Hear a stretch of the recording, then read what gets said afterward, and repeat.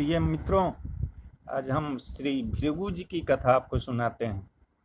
भृगु जी ब्रह्मा के मानस पुत्रों में से एक हैं। वे एक प्रजापति जी हैं।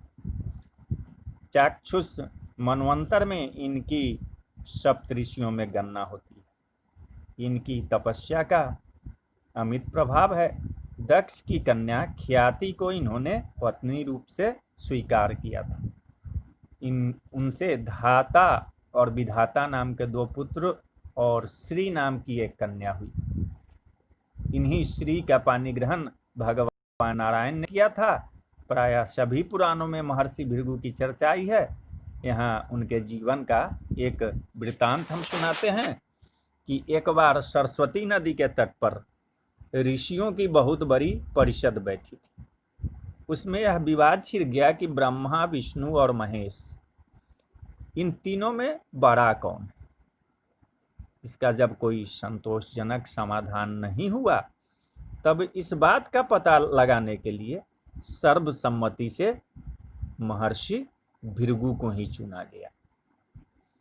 वे पहले ब्रह्मा की सभा में गए और वहां अपने पिता को न तो नमस्कार किया और न स्तुति ही की।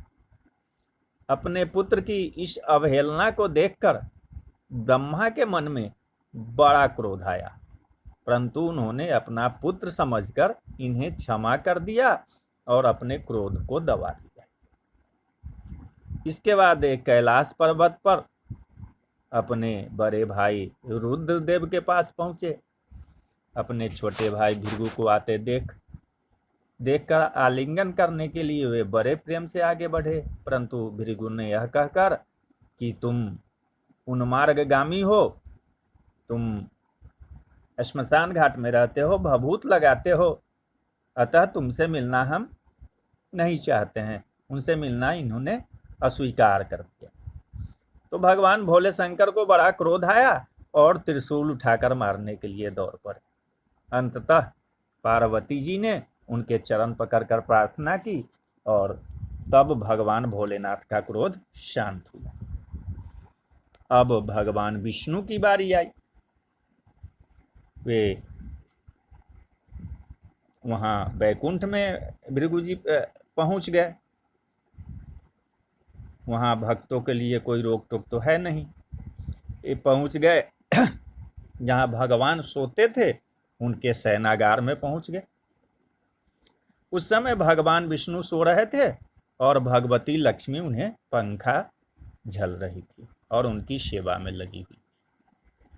इन्होंने वहां पहुंचकर और उनके वक्षस्थल पर एक लात मारी। तुरंत भगवान विष्णु अपनी शैया पर से उठ गए और उनके चरणों पर अपना सिर रखकर नमस्कार किया और कहा कि भगवान आइए आइए विराजिए। आपके आने का समाचार न जानने के कारण ही आपके स्वागत से वंचित रहा। क्षमा कीजिए, क्षमा कीजिए। कहाँ तो आपके कोमल चरण और कहाँ यह मेरी वज्र कर्कश छाती, आपको बड़ा कष्ट हुआ।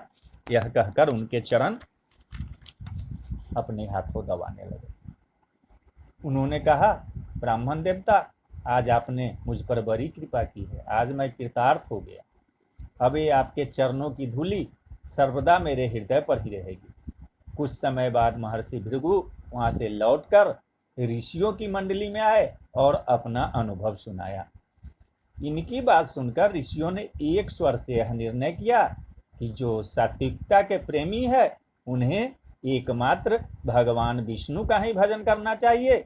महर्षि भृगु का साक्षात भगवान से संबंध है। इनकी स्मृति हमें भगवान की स्मृति प्रदान करती है। तो बोलिए जय श्री हरि विष्णु।